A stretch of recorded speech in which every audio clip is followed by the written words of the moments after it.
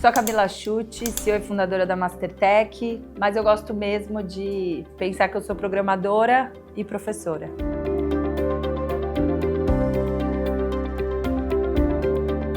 E pensando, numa programadora professora, para mim fica muito óbvio a necessidade da gente ser crítico e ser responsável na adoção de inteligência artificial no campo da educação. Hoje, no contexto brasileiro, a gente ainda tem muitos desafios nessa adoção em larga escala dos benefícios de inteligência artificial.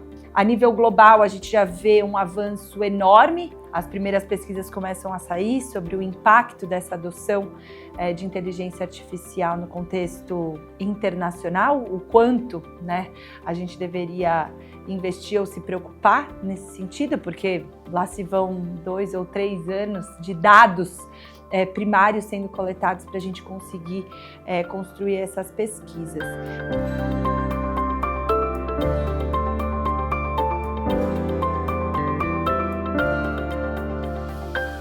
A Mastertech hoje decidiu usar a inteligência artificial para fazer educação de tecnologia no nosso país, para otimizar processo e nunca conteúdo.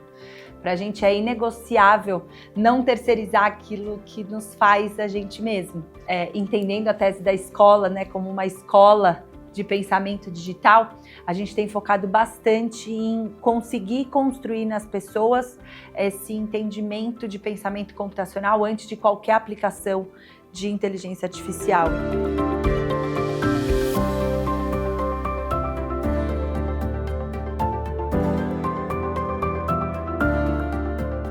As consequências sociais do uso alargado de tecnologia, elas são bastante óbvias para a maioria das pessoas, A gente tem desafios, por exemplo, de hiperrealismo. Então, a gente está encarando, de peito aberto, essa realidade de fake news cotidianas. Isso não veio só com inteligência artificial. A gente tem falado muito sobre isso, porque talvez a gente tenha explodido o número desses casos, mas eu não gostaria que a gente associasse questões de privacidade, de dados, de falta de preparo das pessoas, de alguma forma, única e exclusivamente à inteligência artificial. O que aconteceu é que a gente acelerou demais a curva de adoção e de impactos, e aí a gente está doendo mais na gente. Mas, na minha percepção, acho que as duas grandes consequências de um uso de IA desenfreada, a primeira é a gente terceirizar o nosso processamento. A gente perde, enquanto ser humano, a capacidade crítica e produtiva que antes era o nosso maior trunfo, a nossa capacidade imaginativa. E a segunda é que a gente vai ter rearranjos econômicos. A gente vai ter desemprego em massa, a gente vai ter que repensar a nossa educação profissional, porque é inevitável que a gente rearranje a economia otimizando ela com inteligência artificial, principalmente nos processos repetitivos e automatizáveis.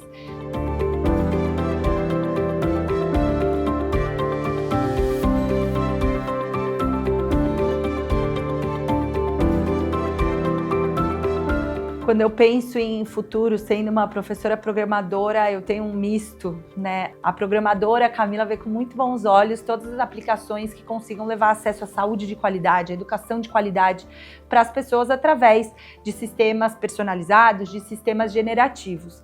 Já a professora fica um pouco preocupada, porque estando em sala de aula, eu tenho um desafio ainda de entender como é que a gente vai conseguir ser respeitoso, ético e transparente nessa educação. A gente, ao mesmo tempo que está discutindo regulamentação de inteligência artificial, a gente está discutindo proibição de celular em sala de aula.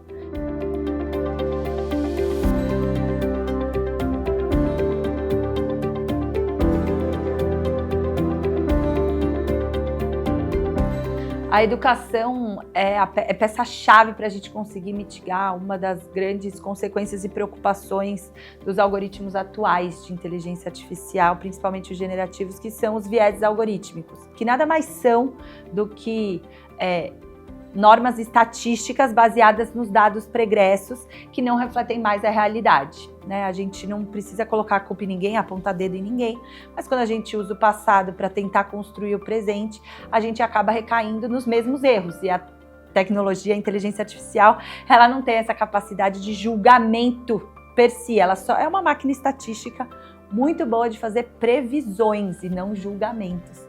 Então, os vieses, eles são inevitáveis do ponto de vista matemático, não tem como a gente evitá-los. O que a educação pode fazer pela gente é conseguir dar pra gente esse senso crítico. E aí não recai só sobre quem está programando, quem está construindo essas inteligências artificiais, identificar esses vieses.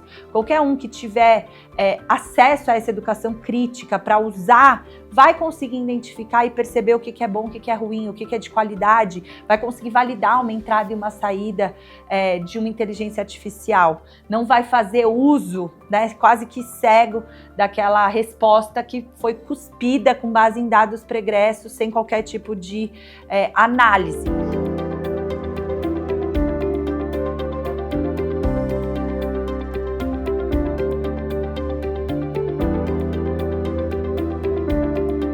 Quando a gente pensa em política pública e regulamentação de inteligência artificial, o mundo inteiro ainda está tateando, né? A gente tem o AI Act, que foi lançado, que é talvez a maior legislação que foi adotada pela Europa, principalmente. A gente tem Estados Unidos discutindo isso em todas as casas. E a gente tem no Brasil, na minha opinião, acompanhado o ritmo das regulamentações. A gente é muito bom em fazer leis, em fazer cartilhas e produzir esse tipo de teoria. Assim, o Brasil, do ponto de vista jurídico, está acompanhando as tendências. O meu desafio aqui, enquanto brasileira, é entender como é que a gente vai fazer isso chegar nas decisões finais, na ponta final. Como é que a gente vai transformar essas políticas, essas regulamentações em treinamento de professores, em conscientização em massa, em comunicação em massa.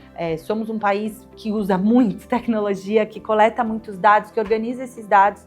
Temos desafios, mas do ponto de vista teórico a gente é muito bom. O que a gente vai precisar nos próximos anos é acelerar um pouco para conseguir colocar em prática tudo isso e levar para os rincões, né, de um país continental como é o nosso, os benefícios e as consequências dessa tecnologia.